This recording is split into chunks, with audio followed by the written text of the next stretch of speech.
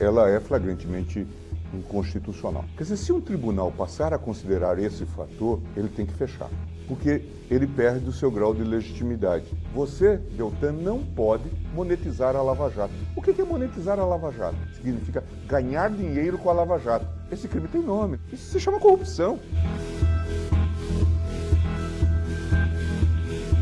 Eu tenho a impressão que é notório que uma CPI para investigar o Supremo ou investigar um dado ministro, pela jurisprudência tranquila e pela própria jurisprudência da Casa, ela é flagrantemente inconstitucional. E acho que os próprios signatários, os principais, os líderes, sabem disto. Mas, na verdade, aqui se trata de um movimento, como você disse, político. Eles querem ecoar isto para eventualmente não obter e continuar com a vantagem, né, do debate, da mensagem, da repercussão na mídia. Se essa CPI fosse instalada, ela não produziria nenhum resultado. Certamente o próprio Supremo mandaria trancá-la. Por que ela é inconstitucional? Porque, segundo a própria jurisprudência, a independência dos poderes não permite esse tipo de investigação. E não é só a nossa jurisprudência, é a do próprio Congresso Nacional, é da própria Câmara, é do próprio Senado. Portanto, isto está dentro das cláusulas pétreas da independência dos poderes. E isso precisa ser considerado. O Datafolha mostrou que o ministro é mais aprovado, inclusive, que o presidente da República. De certa forma, ela influencia as decisões do Supremo? Eu acho que não. Quer dizer, se um tribunal passar a considerar esse fator, ele tem que fechar. Porque ele perde o seu grau de legitimidade, não é? Porque, senão, a população aplaude linchamento. E a nossa missão qual é? É dizer que o linchamento é legal porque a população aplaude? Ou nós devemos dizer que o linchamento é errado? Por que não se aplaude o modelo de democracia direta? Porque a volúpia, a irracionalidade leva a desastres. Por isso que no mundo todo se consolidou, onde de fato temos democracia, o modelo da democracia representativa, para que de fato você tenha fusíveis, que você tenha mediadores nesse processo. No caso do juiz, isto é mais grave, porque ele tem que aplicar a lei. Ele não pode fugir desse critério, né? Do contrário, a nossa missão falece. Porque se é para sermos assim legitimados, entreguemos, na verdade, a função ao Ibope.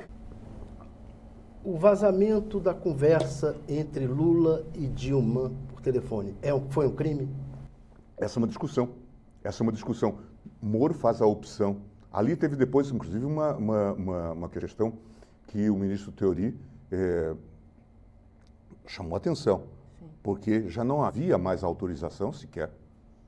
Moro tenta justificar dizendo que havia interesse público e, portanto, ele faz de maneira consciente. Ele não faz de maneira escondida. Como em outros casos. Veja, há uma conversa dele com o Dallagnol em que ele diz que vamos mandar para Brasília porque lá vaza. Quer dizer, consciente de que aquilo vazaria. E que teria repercussão no exterior. Aqueles episódios sobre corrupção da Odebrecht no Peru, na Venezuela e tudo mais. Então, aqui, certamente há casos em que conscientemente houve vazamento ou procedimentos para vazamento. Nesse caso específico. Nesse caso específico, teria que ser examinado. Tanto é que quando eu despachei o caso, e eu sei que sua pergunta traz uma subpergunta implícita, eu despachei o caso, eu disse, a despeito de eventual ilegalidade da própria prova, naquele momento não se sabia, né? Poderia haver ilegalidade, os interlocutores confessaram que tinham feito aquilo. Né, que de fato estavam, aquele papel do Bessias e tudo mais, a própria presidente Dilma e também o presidente Lula reconheceram que de fato havia tido essa interlocução.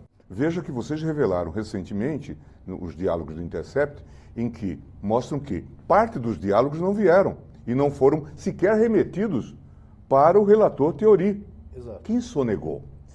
Exato. Foi o Moro? Foi a Polícia Federal? Hoje, à luz do que se revelou, a sua opinião é de que houve um crime? Eu tenho a impressão de que tem um conjunto todo, esses fatos ainda estão em andamento, há um conjunto todo muito preocupante, né, de ilegitimidade, né, de manipulação desse processo. Porque essa prática de ter o interesse público a critério do juiz para revelar um fato, depois vai ser utilizado agora nas eleições, na tal delação do Palocci, que sequer foi uma delação feita perante o Ministério Público. Ela foi feita perante a Polícia Federal. E o juiz, de novo, decide vazar, considerando o quê? O interesse público, o quê? O interesse eleitoral.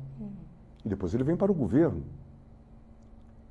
Portanto, tudo isso tem conteúdos muito preocupantes, numa perspectiva institucional mais ampla, que vai para a questão da suspeição, que vai para a questão da legitimidade, da isenção, da imparcialidade, não é? Tudo isso precisa ser discutido, mas aguardemos. Aproveitando que o senhor falou da questão da suspeição do então juiz Sérgio Moro, hoje ministro da Justiça, quando que o senhor pretende liberar o habeas corpus para a segunda turma? Acho que entre outubro e novembro nós julgamos isto.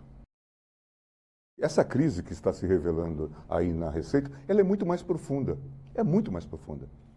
Não é uma crise do Sintra, que é uma vítima desse processo, não é uma crise por conta da CPMF, mas é uma crise de funções institucionais. Esta mistura da Receita com órgãos policiais, com órgãos de investigação. Veja que aparece uma conversa de Dallagnol no Intercept com Roberto Lionel. Quem é Roberto Lionel? Era o superintendente da Receita em Curitiba, que depois é promovido para o COAF.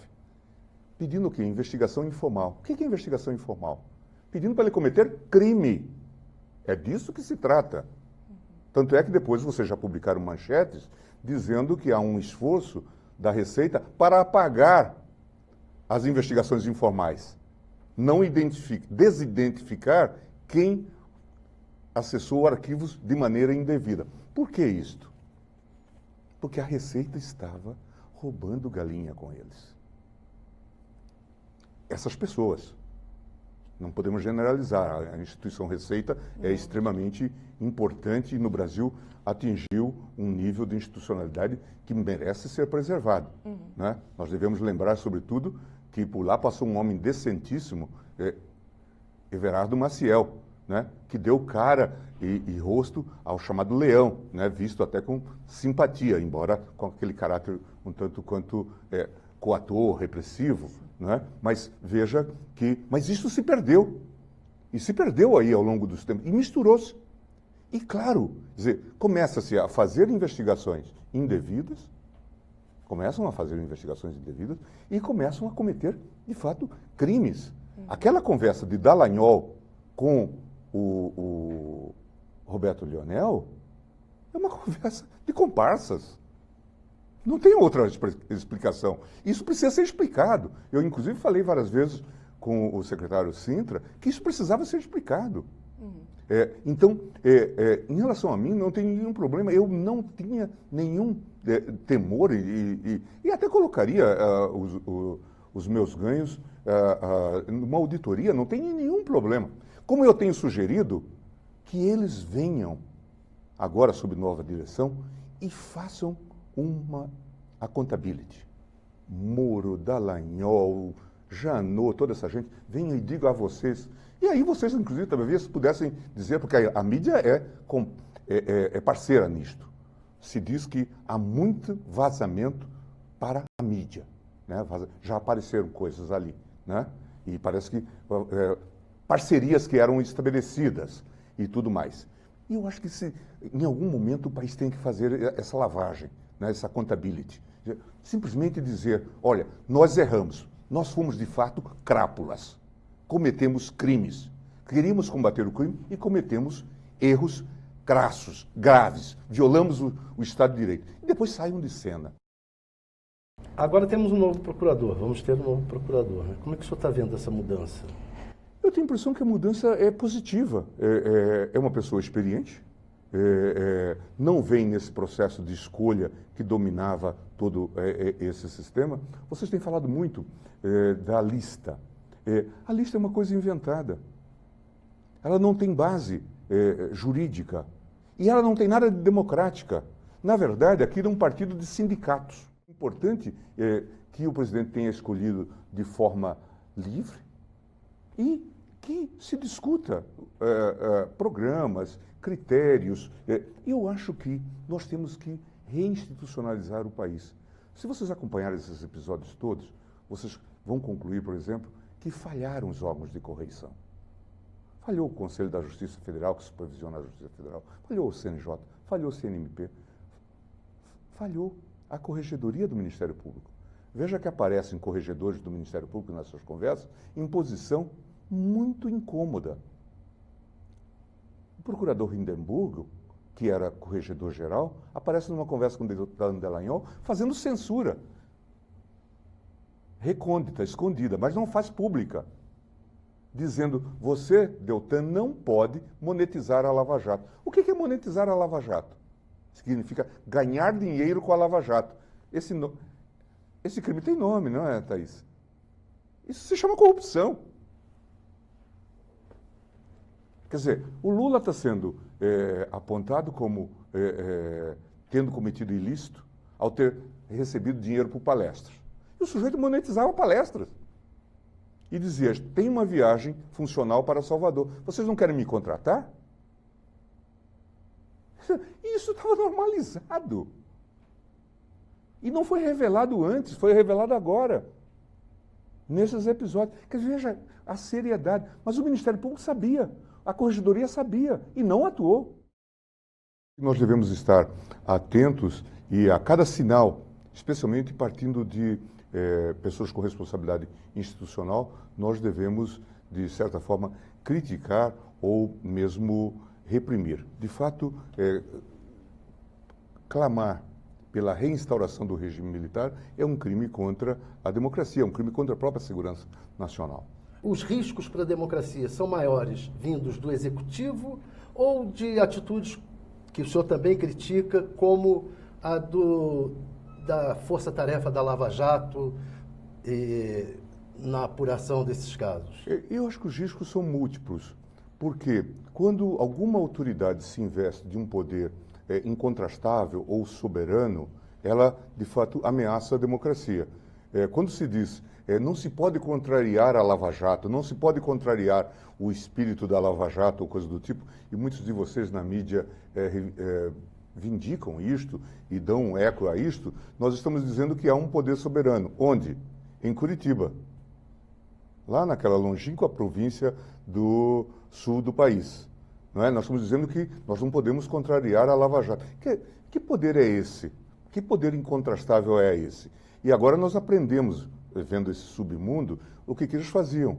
Né? Delações submetidas à contingência, ironizavam as pessoas, perseguiam os familiares para obter o resultado em relação ao verdadeiro, eventualmente, autor ou investigado. Em suma, tudo isso que nada tem a ver com o Estado de Direito.